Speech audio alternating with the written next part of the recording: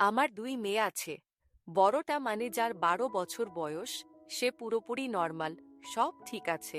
কিন্তু ছোটটার বয়স এখন 4 বছর পূর্ণ হলো, সে এখনো ঠিক করে কথা বলতে পারছে না। এটা নিয়ে আমার ভীষণ ডিপ্রেশন, অনেক টেনশন হচ্ছে। ডাক্তারকে দেখিয়েছেন? ডাক্তার থেরাপি সাজেস্ট করেছেন, কিন্তু ওর ভবিষ্যৎ নিয়ে আমি খুব টেনশনে থাকি। অন্য লোকেদের কথা শুনেও মন ভারী হয়ে যায়। দেরিতে কথা বলা কোনো বড় কথা না।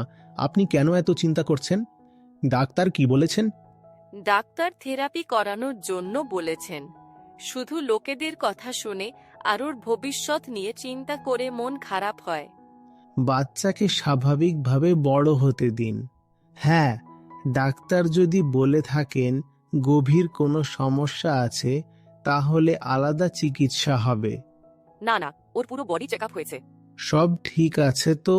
তাহলে এটা কিছুই না। 2-1 বছরের মধ্যে এই কথাটা আপনি ভুলেই যাবেন।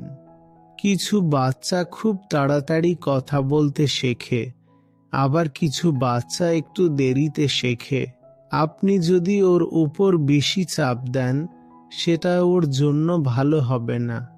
আমি তো চাই ভালো মা হতে, কিন্তু এসব ভেবে আর লোকেদের কথা শুনে মাঝে মাঝে খুব ডিপ্রেসড হয়ে যায়।